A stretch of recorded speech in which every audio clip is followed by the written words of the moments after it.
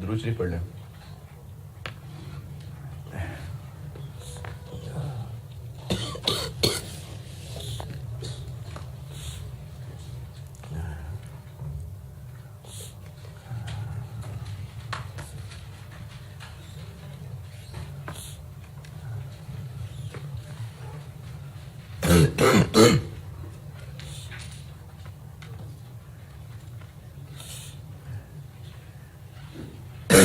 कल मैं सवाल कर रहा था, कौन सा कर रहा था?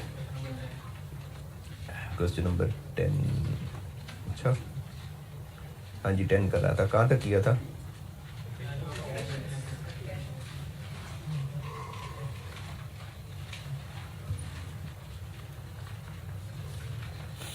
कैश जनरेटेड फ्रॉम ऑपरेशंस किया था। सवाल पढ़ने दोबारा भूल भाल गए होंगे। इसको करता हूँ पूरा।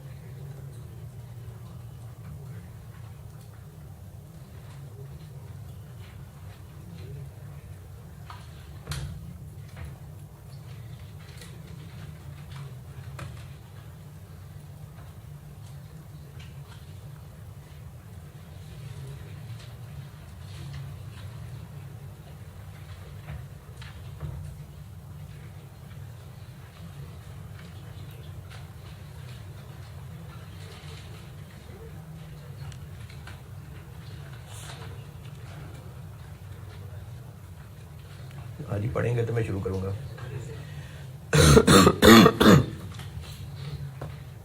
कल जो किया था उसका एक रिकैप दे देता हूँ। पीबीटी गिवन था, डेप्रिसिएशन भी गिवन थी, और उसके बाद क्या किया था, एक मिनट, सवाल इधर उधर हो गया। हाँ जी, लॉस ऑन डिस्पोजल था पॉइंट नंबर 2 में। 5.2 मिलियन बुक वैल्यू वाला एसेट था जो 4.8 मिलियन का बेचा था, तो वो 4 लाख वहाँ से लॉस ऑन डिस्पोजल निकला था। उसके अलावा बैड डेट एक्सपेंस था जो मैंने वो प्रोविजन फॉर डाउटफुल डेट की वर्किंग से निकाला था, वो ऐड बैक किया था। लेस करने वाली कोई भी चीज़ें नहीं थी। इंक्रीज डिक्रीज करते हुए मैं एक, चूँकि कल पहली दफ़ा प्रॉपर इंक्रीज डिक्रीज किया तो एक बार फिर रिपीट करता हूँ। डेटर्स की इंक्रीज डिक्रीज ग्रॉस डेटर्स की थी। इन्वेंट्री सिंपल जो बैलेंस शीट में गिवन थी वो की थी।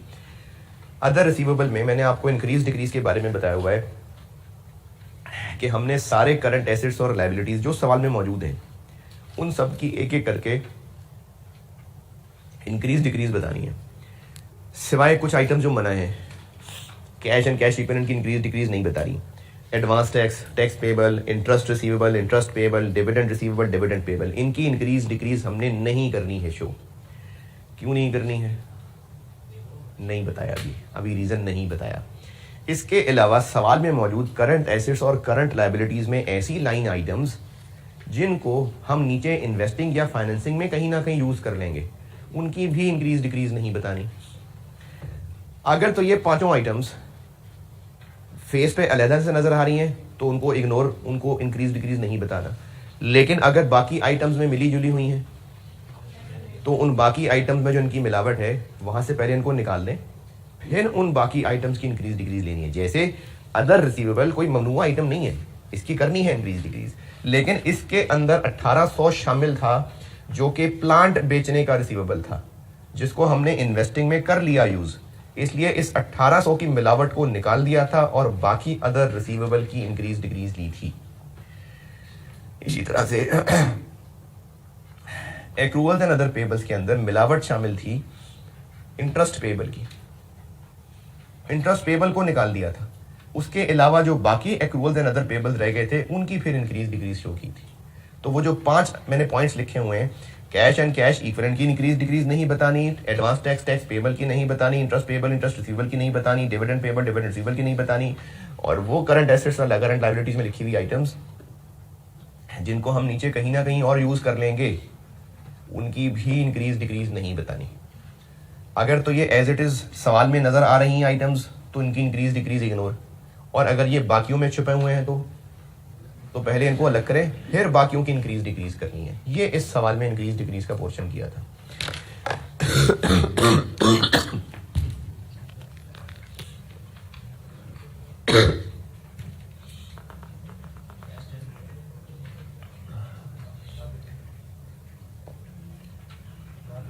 कैश जनरेटेड फ्रॉम ऑपरेशंस तक पहुंच गए थे 16232। इसके बाद आता है tax paid.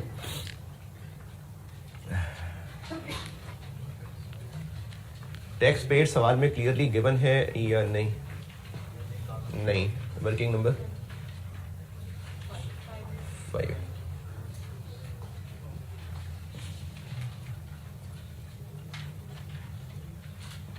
BD tax payable का बीडी 500, टैक्स पेएबल का सीडी 6। कोई एडवांस टैक्स है? टैक्स एक्सपेंस किधर है? ये कहाँ है? बिल्कुल टॉप पे 2945। यहां से आ जाएगा टैक्स पेड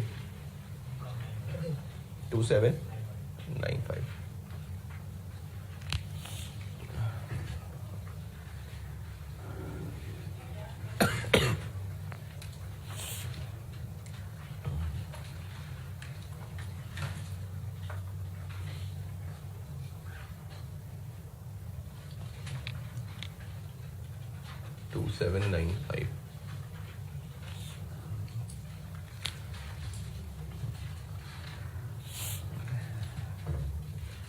और कैश जनरेटेड के बाद क्या आता है? Interest paid. इंटरेस्ट पेड दिया हुआ है, इंटरेस्ट एक्सपेंस दिया हुआ है, और इंटरेस्ट पेएबल का ओपनिंग क्लोजिंग है। ओपनिंग पेएबल जी 48, क्लोजिंग पेएबल 112। ये कहाँ है? ये पॉइंट नंबर 4 में दिया हुआ है। और इंटरेस्ट एक्सपेंस कितना? Interest expense 1100। यहां से पेड निकल आएगा 1036। ये इंटरेस्ट पेड आ गया।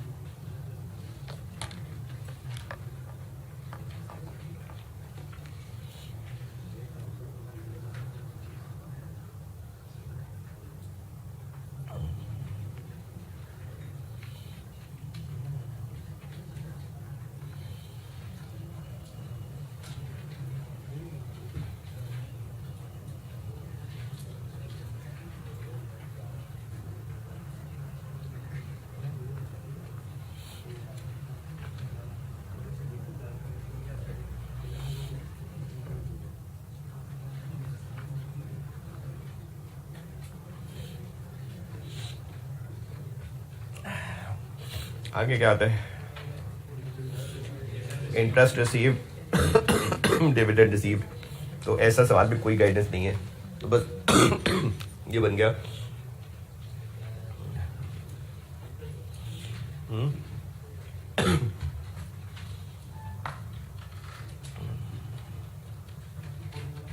जी 12401 ये हो गया cash inflow from operating activity.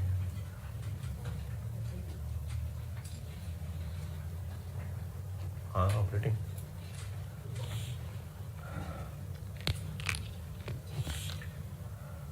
Cash flow from investing activities.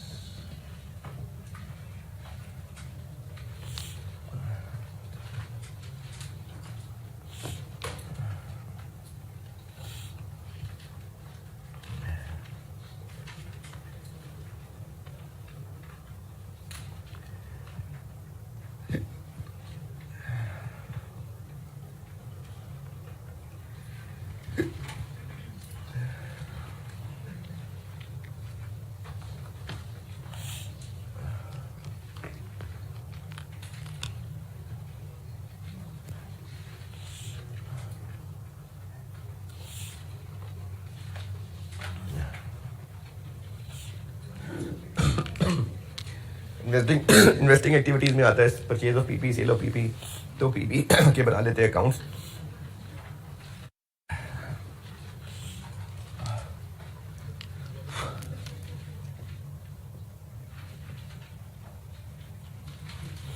इसके अलावा मैंने आपसे कहा था साथ सरप्लस भी और कैपिटल वर्क इन प्रोग्रेस भी। कैपिटल वर्क इन प्रोग्रेस है कहीं, सरप्लस है बस।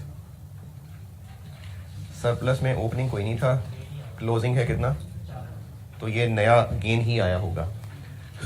पीपी का बीडी 21, क्लोजिंग 15,800, सीडी 21400। और ये रिवेलेशन अपवर्ड हुई है, ये रिवेलेशन अपवर्ड ही हुई है 4000 की।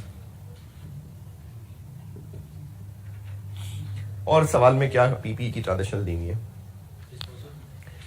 डिस्पोजल है। डिस्पोजल की यहाँ पर क्या वैल्यू लिखेंगे, नेट बुक वैल्यू। अच्छा कैसे पता है नेट बुक वैल्यू है, क्योंकि एक्यूमुलेटेड अलग से नहीं है तो ये नेट ही है। डिस्पोजल कितना लिखूँ, 5200। और क्या आएगा यहाँ, डेप्रिसिएशन, डेप्रिसिएशन है 750। और क्या ट्रांजेक्शन पता है सवाल में, पीपी के बारे में कुछ और ट्रांजेक्शन बताओ, नहीं बस यही है। तो आप देखिए क्या बैलेंस करके पता चलेगा, एडिशन।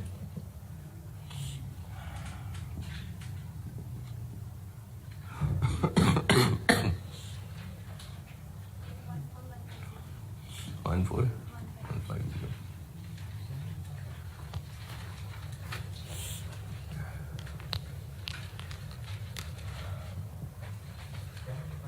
क्या जी,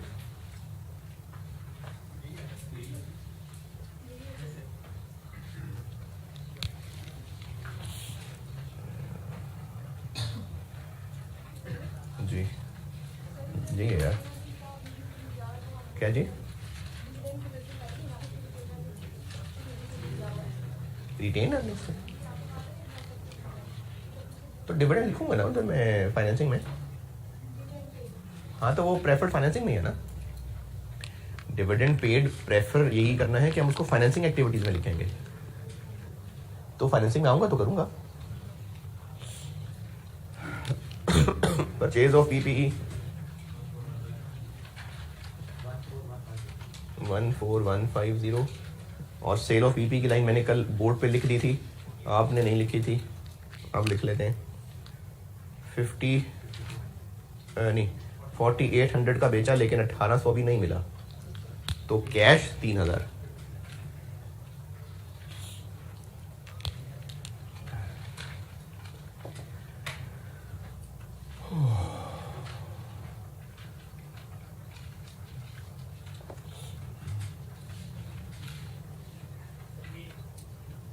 क्या कल थे क्लास में? कल नहीं थे? कल वाली क्लास ली है?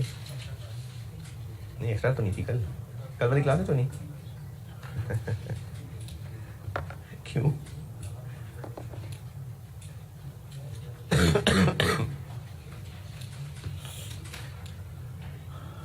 Purchase of PP, sale of PP, और क्या इन्वेस्टिंग एक्टिविटीज? फॉर्मेट तो जरूर रखें सामने, लेकिन आपको कहा था कि इन्वेस्टिंग एक्टिविटीज को क्लोज करने से पहले सवाल के नॉन करंट एसेट्स को तसल्ली से देख लें। तो और है ही कुछ नहीं, बस यही है। तो इन्वेस्टिंग एक्टिविटी यही है।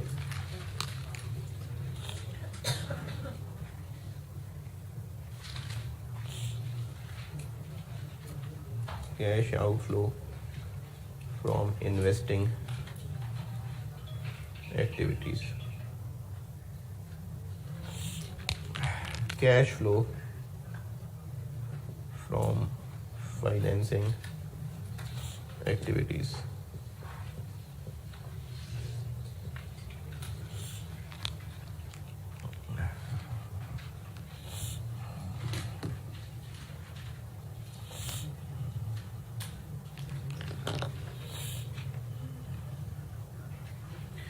एक मिनट खुरम, एक उसको रोकना है।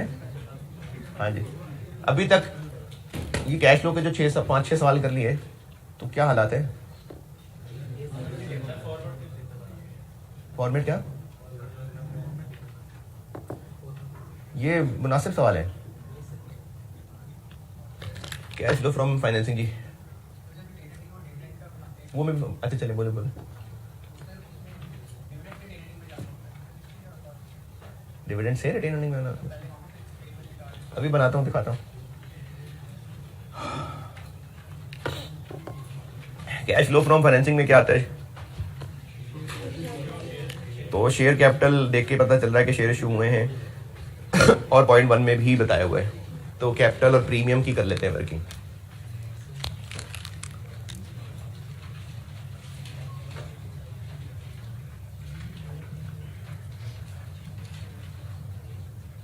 ओपनिंग कैपिटल कितना? 10,000। Closing capital 12,400। Opening premium, closing premium और सवाल में क्या कोई ट्रांजेक्शन है? Point number 1, 10% bonus shares. ये बोनस शेयर्स के बारे में कुछ ये कहा है कि ये आउट ऑफ शेयर प्रीमियम है, ऐसी कोई बात की?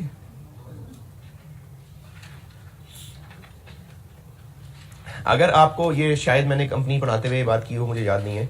अगर आपको बोनस इशू कहा है, बल्कि मुझे लगता है मैंने ना ये कैश फ्लो के नोट्स में लिखी हुई है बात, ये बात मैंने लिखी हुई है कहीं, मुझे लग रहा है। हाँ, ये मैंने लिखे हुए पॉइंट, पेज 5 देखें, पेज नंबर 5, वर्किंग 14 से ऊपर। अगर सिर्फ बोनस इशू का वर्ड है ना, बस बोनस इशू, तो बाय डिफॉल्ट वो बोनस डिविडेंड है। या तो सवाल में कहा होता है ना bonus issue out of share premium, तो फिर तो पता होता है share premium debit, share capital credit. लेकिन अगर बस सिर्फ बोनस इशू कहा है तो बाय डिफॉल्ट वो बोनस डिविडेंड ही है। तो इस सवाल में क्या है? बोनस इशू, और बस बोनस इशू ही लिखा है, कुछ कहा नहीं कि आउट ऑफ शेयर प्रीमियम है कि नहीं। ये प्रीमियम में से नहीं है। कितना है बोनस? 10%, 1,000। और इसके अलावा क्या है? तो राइट इशू है कितने का पता नहीं, बैलेंस करके निकाल लेते हैं। यहाँ भी कैश, यहाँ भी कैश, 1400, 1400। तो टोटल कैश कितना आया होगा? 2800। ये मैंने कल भी एंट्री करके दिखाई थी, दोबारा बताता हूँ। जब ये शेयर इशू हुए होंगे ना, राइट इशू, तो कैश टोटल डेबिट हुआ होगा 2800। इसमें जो फेस वैल्यू है वो यहाँ क्रेडिट हुई होगी, और जो ऊपर वाला प्रीमियम है वो यहाँ क्रेडिट हुआ होगा। तो हम तो कैश फ्लो ले रहे हैं, तो टोटल कैश कितना आया है? तो ये है हमने जो यहाँ से दोनों को ऐड करके लेना है। तो इशू ऑफ शेयर्स आ गया 2800।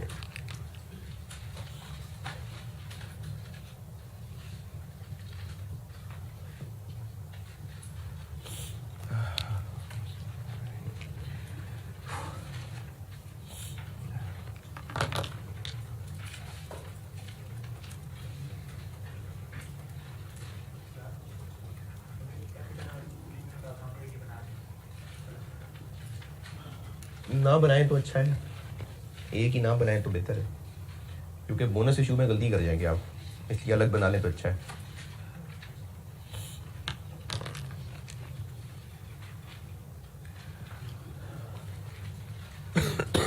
और फाइनेंसिंग में क्या होता है, डिविडेंड पेड। डिविडेंड पेड के बारे में आपको कहा था कि अगर सवाल में डिविडेंड का जिक्र नहीं भी है फिर भी रिटेन अर्निंग्स बना के देखें, वो तो छुपा बैठा हो सकता है। Retain earnings, opening retain earnings कितनी है जी, कितना जी 12,440। क्लोजिंग रिटेन अर्निंग्स कितनी है 13,450। और इसमें ये बोनस डिविडेंड, ये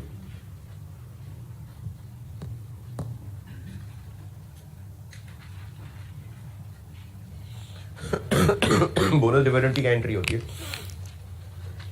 bonus dividend retain earning debit, share capital debit.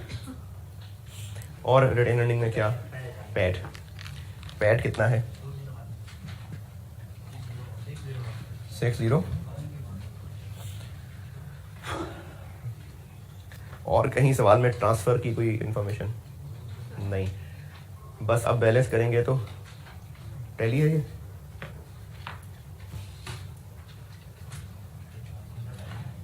कितना डिफरेंस है लिखें, पूरा 4,000।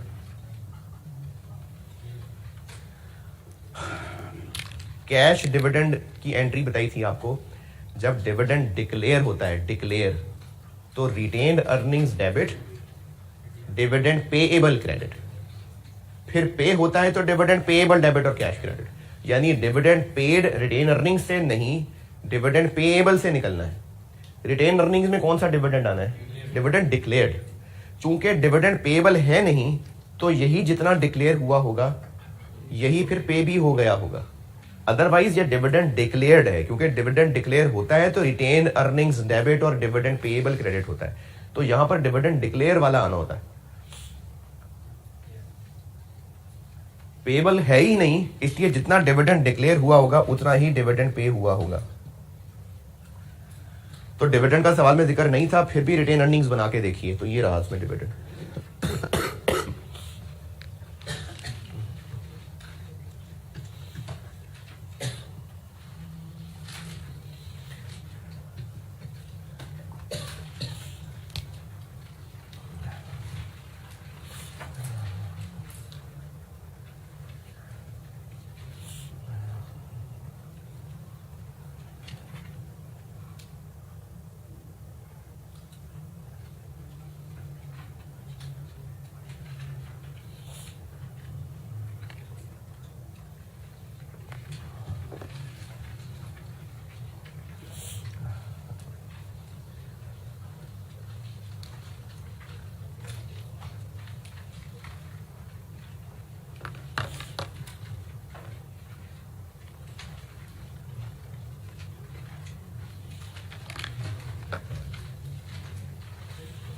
और क्या आता है फाइनेंसिंग में, हाँ जी क्या पूछ,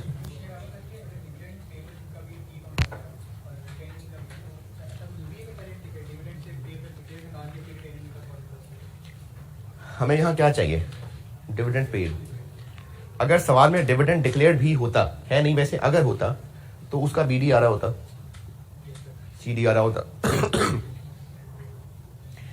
ये डिविडेंड डिक्लेयर्ड निकलता, इसको यहां लिखते, फिर बैलेंस करके डिविडेंड पेड आना था।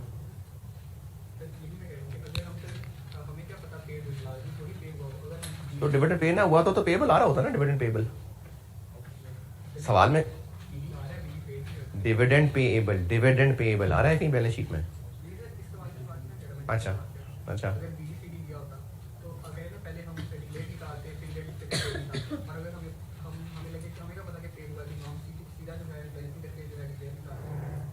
निकला डिक्लेयर, फिर क्यों डिक्लेयर इधर से निकलना है ना, यहां दो मिसिंग फिगर है, पेड भी है डिक्लेयर्ड भी इधर है, आपको पेड भी नहीं पता डिक्लेयर्ड भी नहीं पता, तो यहां से कैसे बैलेंस कर सकते हैं अभी। और क्या आ गया, अगर डिविडेंड पेएबल है, डिविडेंड पेएबल है इसका मतलब डिविडेंड है, तो बैलेंसिंग फिगर ज्यादा चांस है कि डिविडेंड डिक्लेयर्ड होगा या ट्रांसफर होगा? ज्यादा चांस है कि डिविडेंड होगा, तो डिविडेंड डिक्लेयर्ड निकलेगा, वो यहां लिखेंगे, फिर पेड निकलेगा। अब देखिए मैंने यहां पर शायद पता नहीं कल परसों एक सवाल किया था, उसमें था ऐसा मुझे लग रहा है, पीपी को बैलेंस किया था और यहां से डेप्रिसिएशन निकली थी, क्या पता वो डिस्पोजल होती, ज्यादा नॉर्मल डेप्रिसिएशन है। तो हम जब मिसिंग फिगर्स निकालते हैं ना तो ज्यादा नॉर्मल वाली चीज ले रहे होते हैं, और ज्यादा नॉर्मल क्या है ये आपको प्रैक्टिस कर करके पता चलेगा। और यहां क्या आएगा? लोन। तो लोन है सवाल में, अदर इंफॉर्मेशन में तो कुछ नहीं है, लेकिन बैलेंस शीट से पता चल रहा है कि लोन वापस किया है, क्योंकि 5 से कम होके 41 रह गया, तो लोन वापस किया होगा। कितना? 900। ये बैलेंस शीट के फेस से नजर आ गया। फाइनेंसिंग एक्टिविटीज,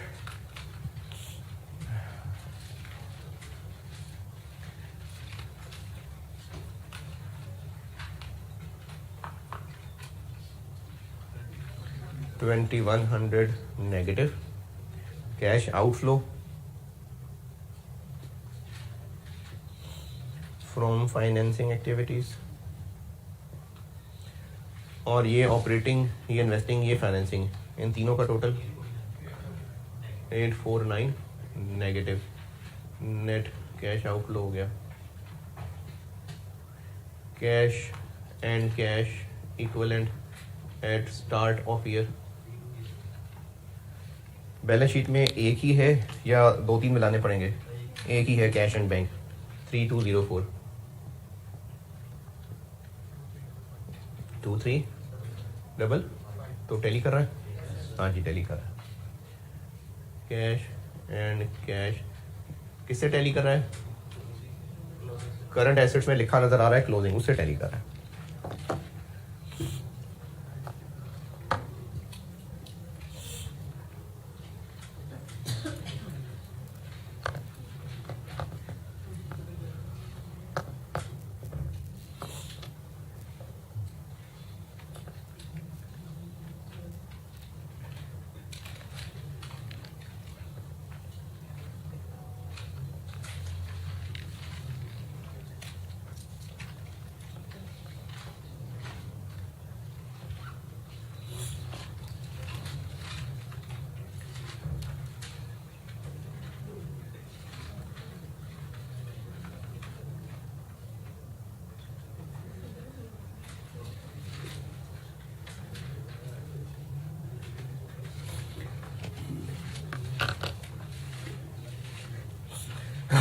एक सवाल कहा था करने को,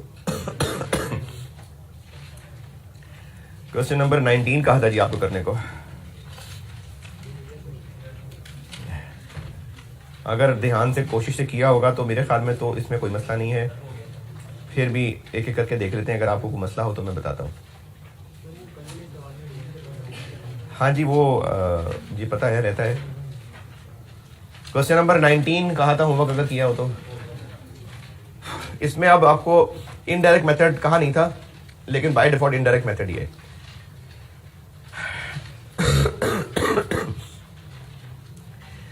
टैक्स का सवाल में जिक्र ही नहीं था, तो बस ये जो प्रॉफिट फॉर द ईयर दिया हुआ है क्वेश्चन नंबर 19,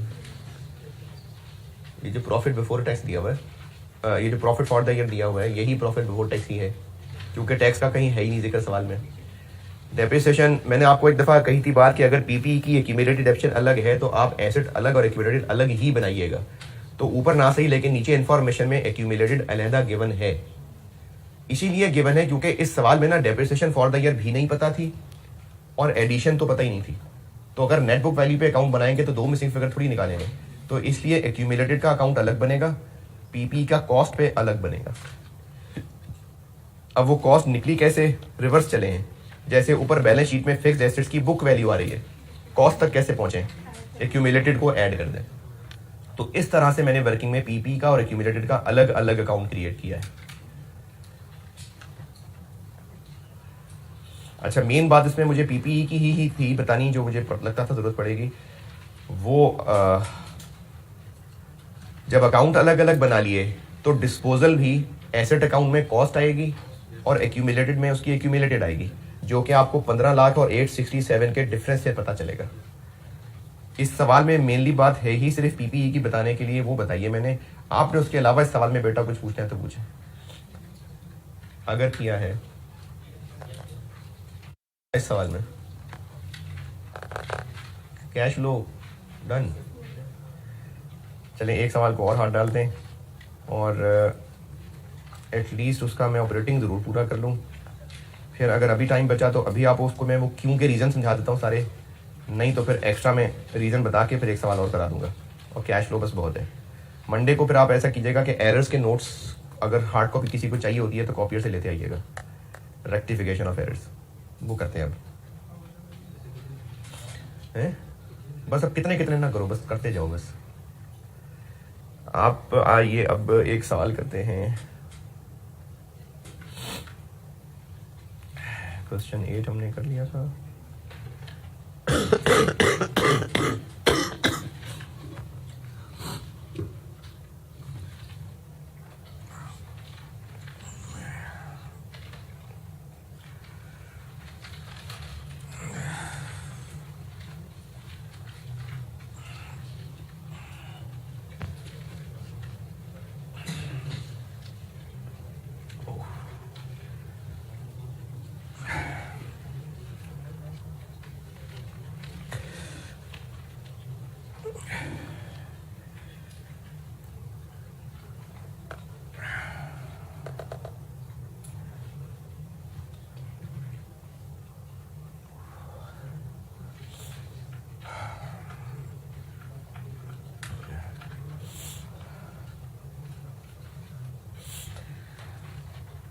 चलिए जी अब करते हैं क्वेश्चन नंबर 6 पढ़ लें। क्वेश्चन नंबर 6 पढ़ लीजिए।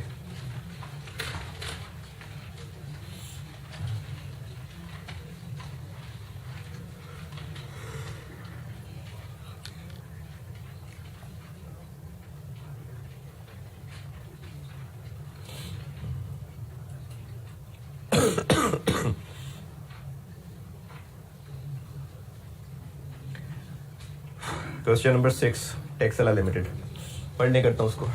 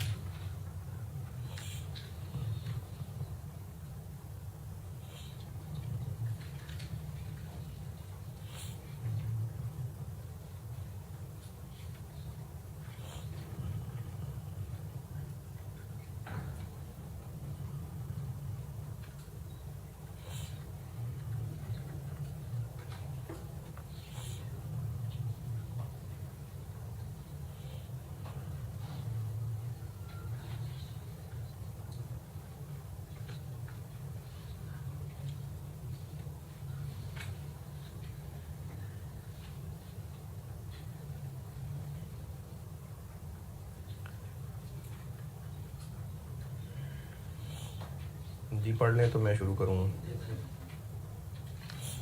इनडायरेक्ट मेथड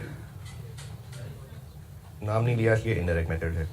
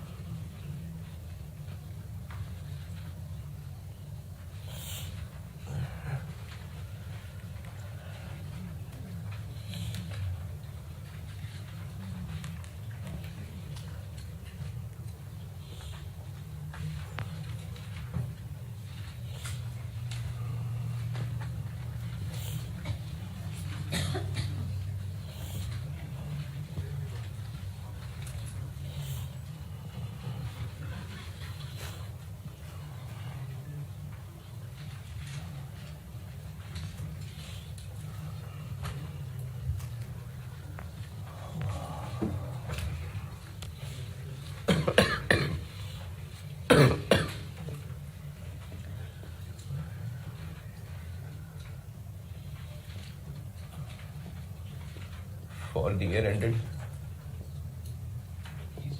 जून 30, 2020। रुपीज़ हैं, 1000 है, मिलियन है, क्या है? Rupees in million. Cash flow from operating activities.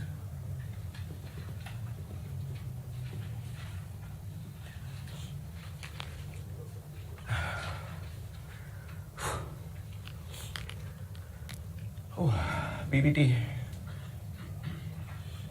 दिया हुआ है, फाइन करना पड़ेगा। ऐसे क्या करें? रिटेन अर्निंग बना लेते हैं, टैक्स बना लेते हैं। टैक्स है सवाल में कहीं? नहीं, तो बस जो प्रॉफिट निकलेगा वो पीबीटी ही होगा।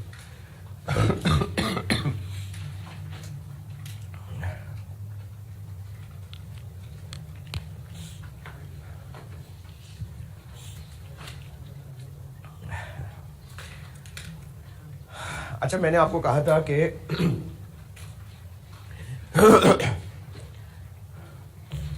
जब पीपीई बनाएं तो कैपिटल वर्क इन प्रोग्रेस भी बनाएं और सरप्लस भी। अब एक बात ये लिख लीजिए आप कि जब आप रिटेन अर्निंग्स बनाएं तब भी सरप्लस पे खास तवज्जो रखिएगा। क्यों? क्योंकि ट्रांसफर हो सकता है, तो रिटेन अर्निंग्स को बनाते हुए भी सरप्लस पे नजर रखनी है।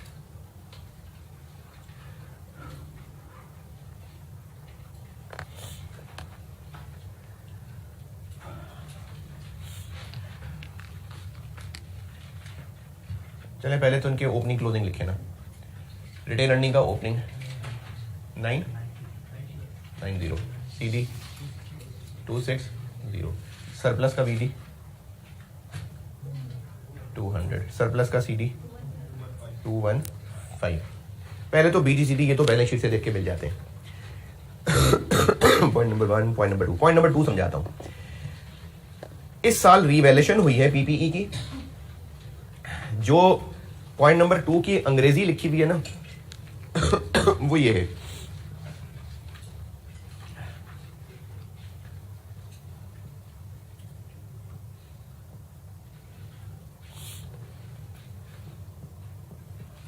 ये है पॉइंट नंबर 2 की अंग्रेजी।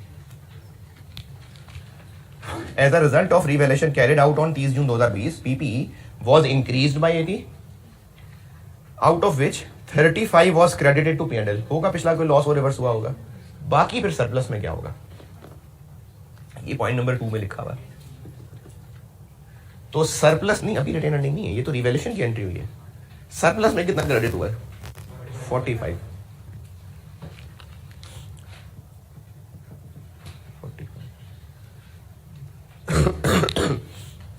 और सवाल में इनके बारे में जो तरीका यही है किसी भी वर्किंग करने का कि बैलेंस शीट से तो पहले बीडीसीडी लिख लें, फिर पूरे सवाल अदर इंफॉर्मेशन में जहां जहां जो ट्रांजेक्शन है पहले सारी एक बार तसल्ली से लिख लें, फिर देखते हैं बैलेंसिंग क्या क्या है। पॉइंट नंबर 2 की अंग्रेजी पढ़ के ये बात ना समझ आई हो। पॉइंट नंबर 3 पीपी बेचने की बात है, ठीक है, डेप्रिसिएशन हो गई, investment property, financial charges, short term investment, बस। अब इस सरप्लस में ये तो उन्होंने खुद ही बता दिया कि इंक्रीज कितनी है यहां पर। अब इसको बैलेंस करें, टैली है कि नहीं है? किधर? ये क्या होगा? ये यकीनन ट्रांसफर ही हुआ होगा, तो ये आप साथ अकाउंट बनाते तो ये बात नजर आती। अब ये ट्रांसफर हुआ होगा, surplus debit, retain earnings credit. तो रिटेन अर्निंग्स की जब वर्किंग बनाए तो सरप्लस पे भी ध्यान रखें। कहीं सवाल में डिविडेंड की इंफॉर्मेशन है, डिविडेंड नहीं है। देखें, प्रॉफिट होता ना वो यहां लिखते तो बैलेंसिंग फिगर पर हम डिविडेंड ढूंढते, जैसे पिछले सवाल में किया था। प्रॉफिट भी नहीं पता, डिविडेंड भी नहीं पता, तो अब बैलेंसिंग करके जब इधर आएगा कितना 1, तो ये प्रॉफिट ही होगा, डिविडेंड नहीं है तो ना सही।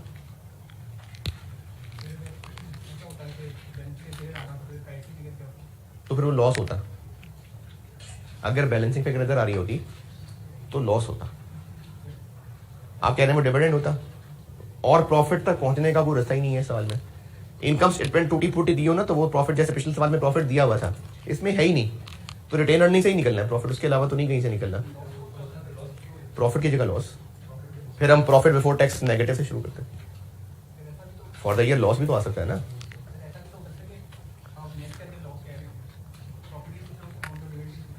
देखिए हम ना कैश फ्लो में सवाल में जो गिवन इन्फॉर्मेशन है ना उसी से जोड़ तोड़ कर सकते हैं, जो सवाल में है हम उसी का ही हल निकाल सकते हैं।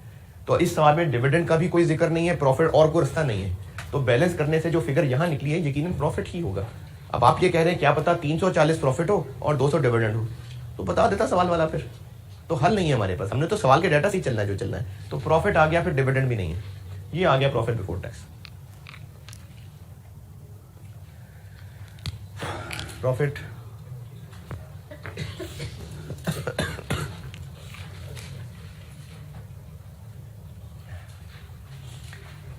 ऐड करने वाली चीजों में डेप्रिसिएशन दी हुई है कितनी 290, और क्या क्या ऐड होता है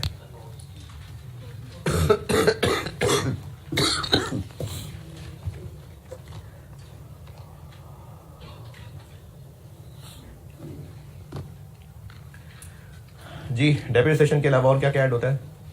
लॉस और डिस्पोजल ढूंढ लेते हैं सवाल में कहीं है तो। पॉइंट नंबर 3 लॉस है नहीं, रिसीवेबल तो बात की बात है, profit on disposal loss on disposal है। पॉइंट नंबर 3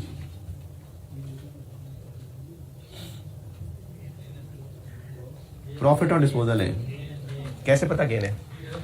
क्योंकि फुली डेप्रिशिएटेड एसेट है, फुली मतलब जीरो बुक वैल्यू वाला, तो 8 मिलियन का बेचा तो प्रॉफिट ही प्रॉफिट है। अच्छा और क्या क्या ऐड होता है?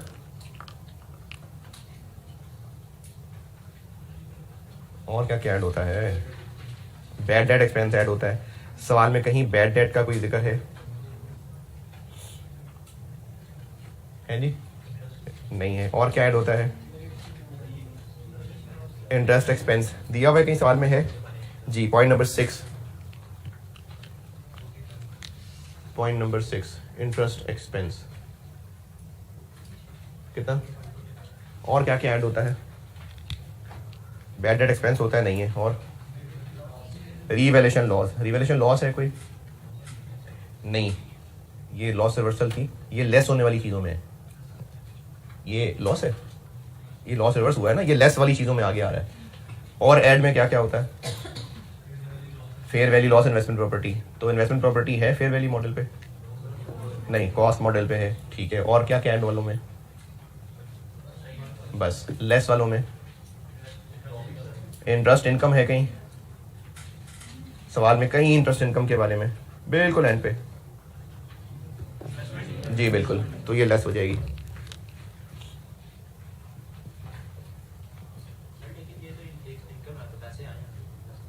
है? पैसे आए हैं? Interest income? हाँ, इनकम और रिसीट में फर्क होता है। इनकम लेस की है कितनी? 6। और क्या क्या लेस वालों में? डिविडेंड इनकम नहीं है सवाल में कहीं। और गेन ऑन डिस्पोजल है कहीं? है 8 का।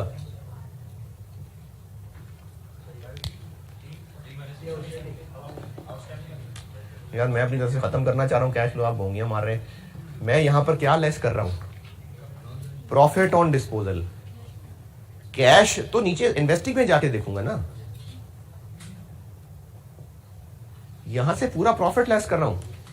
जो कैश है में लिखूंगा जाके, तो प्रॉफिट तो पूरा 8 है। कैश कितना मिला है वो इन्वेस्टिंग में आके देखेंगे। ऐसे ना करें यार, 8 पूरा करना है लेस यहां से, ठीक है। 8 पूरा प्रॉफिट है, कैसे पता 8 पूरा प्रॉफिट है? पॉइंट नंबर 3 में लिखा हुआ है during the year fully depreciated items. Fully depreciated items का मतलब है जो पूरे के पूरे डेप्रिशिएट हो चुके हैं, खत्म, मर चुके बिल्कुल, वो बेचे हैं वर सोल्ड फॉर 8 मिलियन।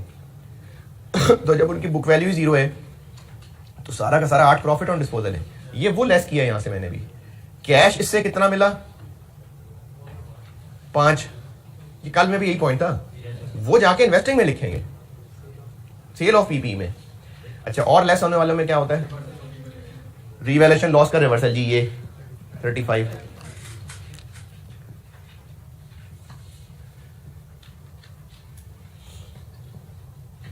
और लेस होने वालों में बस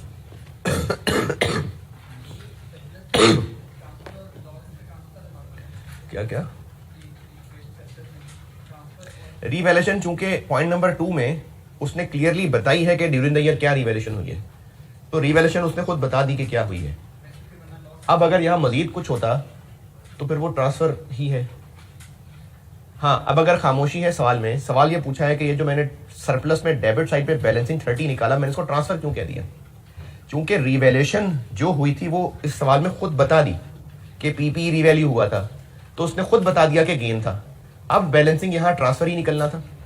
अगर ये सवाल में पॉइंट 2 ना लिखा होता, यानी अदर इंफॉर्मेशन में कहीं कोई रिवैल्यूएशन का जिक्र ना होता और ये सरप्लस बीडी ज्यादा होता, सीडी कम होता, इस साइड पे आता, तो उसको हम डाउनवर्ड रिवैल्यूएशन लेते।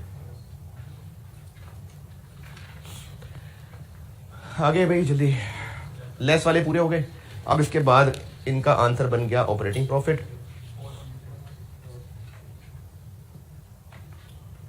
426।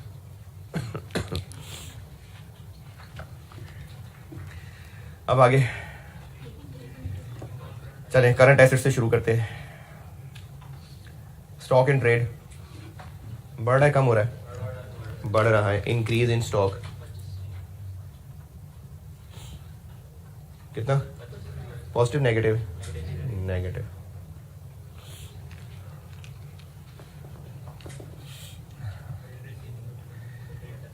ट्रेड रिसीवेबल्स कहीं प्रोविजन वगैरह कुछ नहीं, तो बस बढ़ रहे हैं। इंक्रीज इन ट्रेड रिसीवेबल्स कितने कितने जी? 51।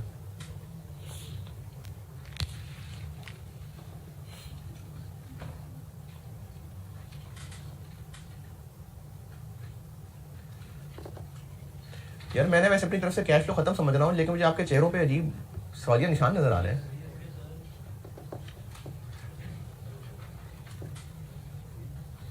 पक्की बात है?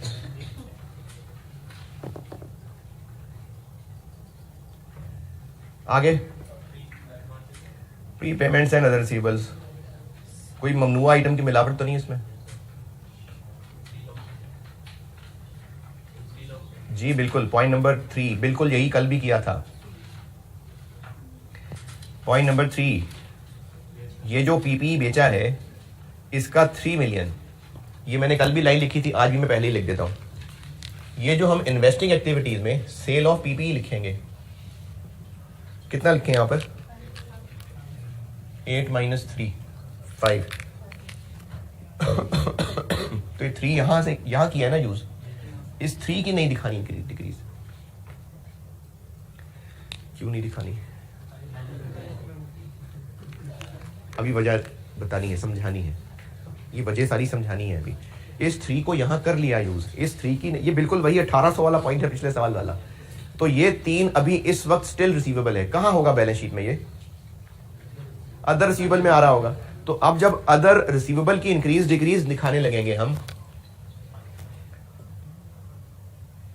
Closing other receivables balance sheet में कितने आ रहे हैं जी? इसमें से ये 3 निकाल देंगे। ओपनिंग अदर रिसीवेबल कितने? तो 9 का क्या है? डिक्रीज।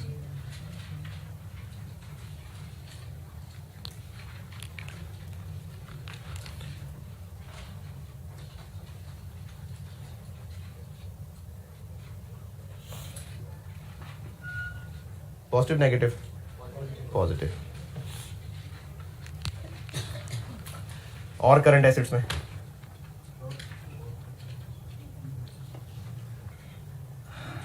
हाँ जी, ये जो शॉर्ट टर्म इन्वेस्टमेंट्स है ना, पॉइंट नंबर 7 अगर ना लिखा होता तो ये पूरा का पूरा कैश इक्विवेलेंट ही होता, वर्ड शॉर्ट टर्म इन्वेस्टमेंट। लेकिन पॉइंट नंबर 7 ने इसको एक्सप्लेन किया कि शॉर्ट टर्म इन्वेस्टमेंट को पूरा ही ना कहीं कोई मान जाए कैश इक्विवेलेंट, तो उसने कह दिया कि इसमें से 35 है जिसको कैश इक्विवेलेंट लेना है। इस चैप्टर के पहले लेक्चर में जब आपको मैंने कैश इक्विवेलेंट पढ़ाए थे, तो उसमें मैंने कैश और कैश इक्विवेलेंट में 4 बातें बोली थी। कैश जो करेंसी नोट्स पड़े हुए हैं, बैंक ओवरड्राफ्ट और शॉर्ट टर्म इन्वेस्टमेंट्स। और short term investments actually short term investment का नाम नहीं कैश इक्विवेलेंट है, ये वो छोटी छोटी इन्वेस्टमेंट है जो फॉरेन कैश में कन्वर्ट हो जानी है। और मैंने कुछ पीरियड का भी जिक्र किया था इसमें, 3 महीनों का। तो इसने इसको एक्सप्लेन कर दिया कि जो ऊपर बैलेंस शीट में आपको शॉर्ट टर्म इन्वेस्टमेंट नजर आ रही है उसमें से 35 मिलियन है जो कन्वर्टेबल इनटू कैश है। क्या सिग्निफिकेंस है इस बात की कि ये 35 है कैश इक्विवेलेंट। अगर ये 0.7 ना लिखा होता ना तो बैलेंस शीट में वर्ड शॉर्ट टर्म इन्वेस्टमेंट, इसको हम कैश इक्विवेलेंट मान लेते। जाग रहे हैं? इसको हम कैश इक्विवेलेंट मान लेते, लेकिन इस कैश इक्विवेलेंट में मानने से पहले इस 0.7 को जब समझते हैं तो वो कह रहे हैं 60 में से 35 ऐसा है जो फॉरेन कैश में कन्वर्ट होगा। तो इस 35 को कैश इक्विवेलेंट मानेंगे, बाकी को नहीं। ओके है? बाकी अब ये हमारी इन्वेस्टमेंट है, इसको इंक्रीज डिक्रीज में भी दिखा सकते हैं। आई कैप का सोल्यूशन इसको इंक्रीज डिक्रीज में दिखाया था, वो भी सही है। इन्वेस्टिंग एक्टिविटीज में भी दिखा सकते हैं क्योंकि वर्ड इन्वेस्टमेंट है। दोनों बातें सही हैं। क्या जी? हाँ, बेहतर इन्वेस्टिंग एक्टिविटीज है, लेकिन अगर इसको इंक्रीज डिक्रीज में दिखा देंगे तो भी गलत नहीं है, सही है करंट एसेट्स की वजह से।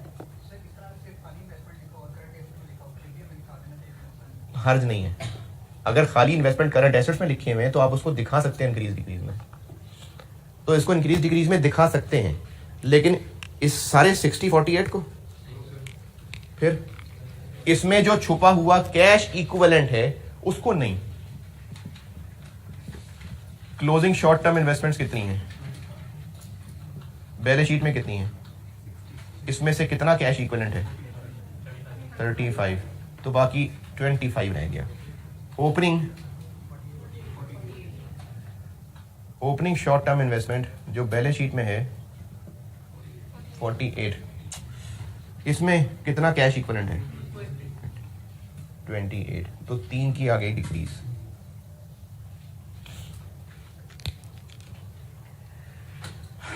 करंट एसेट्स की इंक्रीज डिक्रीज दिखानी है, लेकिन किनकी नहीं? Cash and cash equivalents. चूंकि इस शॉर्ट टर्म इन्वेस्टमेंट में ये कैश इक्विवेलेंट था तो इसकी इंक्रीज डिक्रीज नहीं दिखानी, इसके अलावा बाकी की दिखानी। अगर इसको इंक्रीज डिक्रीज की शक्ल में 3 को ना लिखना चाहे तो इसको इन्वेस्टिंग एक्टिविटीज में भी लिख सकते हैं, सेल ऑफ इन्वेस्टमेंट। पता नहीं क्या क्या बातें कर रहा हूं, किससे कर रहा हूं।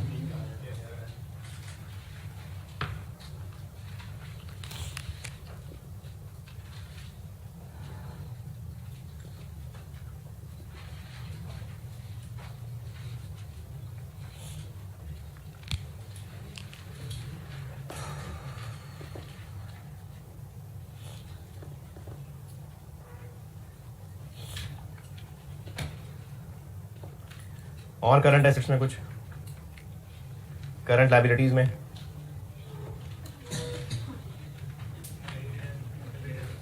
ट्रेड एंड अदर पेबल्स, कोई मिलावट? ट्रेड एंड अदर पेबल्स में कोई मिलावट?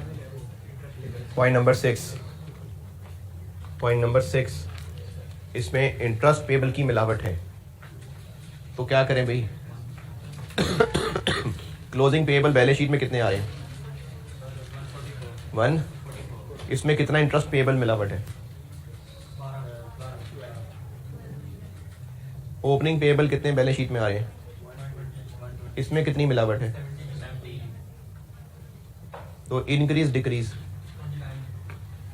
इंक्रीज 29, तो ट्रेड पेबल्स की इंक्रीज पॉजिटिव नेगेटिव?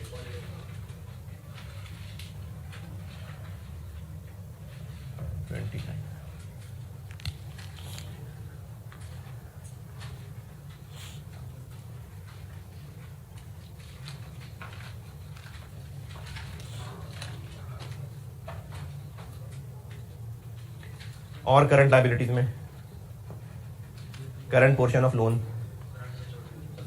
नहीं, ये फाइनेंसिंग में लोन में इस्तेमाल करेंगे, इसलिए इनकी इंक्रीज डिक्रीज नहीं दिखानी। चलिए अगली क्लास में इसको पूरा करता हूं, इन सारे क्यूज की वजह बताता हूं और कैश फ्लो बस, और क्यों की वजह बता के फिर एक सवाल पूरा कर सका तो ठीक है, जितना कर सका उतना ठीक है जी। अब अगली क्लास में मिलते हैं।